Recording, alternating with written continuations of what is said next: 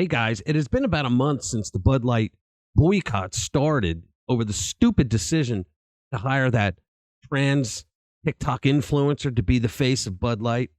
I'm sure the executives at InBev thought that the boycott would just be a normal outrage that would dissipate over a short period of time. Otherwise, why would they have put out that commercial that if John Wayne was still alive, he would have been the center of attention in it? It was a very pro-American heartland commercial that they were known for.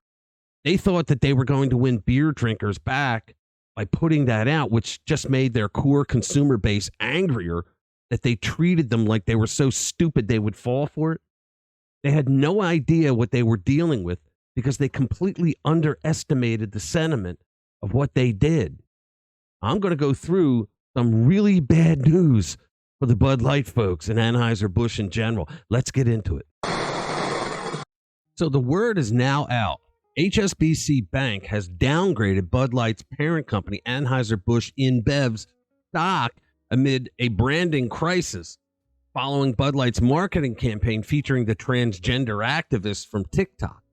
Carlos Laboy, the managing director at HSBC's global beverage sector, told CNBC that there were deeper problems than ABI admits after the social media partnership with the person we're not allowed to name anymore back in April. Oh my. The boy wrote on a note on Wednesday, is ABI's leadership getting the brand culture transformation right? It's mixed. He continued. At AmBev, we think the answer is yes. In the U.S., we think it's no.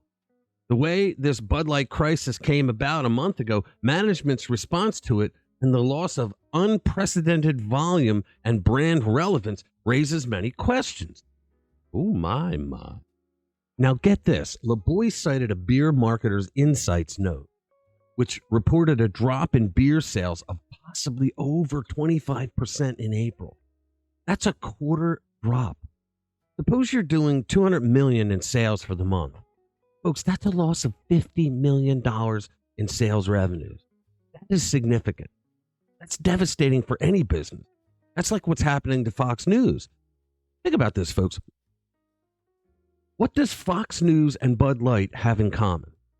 They both forgot who their customer base was, and they're both paying for it dearly. The analyst added, why did the U.S. leadership underestimate the risk of pushback given the recent experience of other firms? Is AB hiring the best people to grow the brands and gauge risk? If Budweiser and Bud Light are iconic American ideas that have long brought consumers together, why did these marketers fail to invite new consumers without alienating the core base of the firm's largest brand? The stock performance is down almost 6% over the last 5 days. And folks, this is just getting started. It's going to get a lot worse. I said that it was going to be bad for them because I understood how betrayed the base of the customers in the U.S. felt. During a time when every single thing that real Americans care about is being destroyed right before their eyes. They never thought that Anheuser-Busch would do something like this. And they are angry over it because this was their thing. When you think about it, all the macho commercial ads that were put up by Budweiser and Bud Light, the Anheuser-Busch horses, the 9/11 commercials, the very pro-American projects that the company did and all of that, all of the personal capital that they built with their core base consumers was lost when the company went woke. And now, right before our eyes, they are going broke. You see, what's going on here is that there are a lot of investors out there who follow the news of companies daily. And many of them here thought that, okay, so InBev got some really bad press over this transgender thing, so the stock is going to go down. That's when many of these guys buy in because, you buy low and you sell high, right? That's what you do. That's how you make money in the market. So, they took a big hit in the market, but there's still the largest beer brand in the country, right? But in the short term, instead of going up, the stock is getting worse and the investors have to be getting nervous. And you know how investors are in the stock market. If you say boo to them a little too loud, they sell. The problem for InBev is that this incident that they brought on themselves is a complete and total PR nightmare. They didn't just make a mistake that could be corrected easily. It's not like Star Trek Picard after season 2 when the producers realized that they went woke and they were about to go broke. For season 3, they turned it around and saved the franchise. I don't know if Bud Light can do that, and it's going to affect Anheuser-Busch in the end, the whole company. That's because the stock keeps tanking and the stock keeps going down because the sales numbers are coming in and they do not look good. Reports are coming in that every region in the U.S.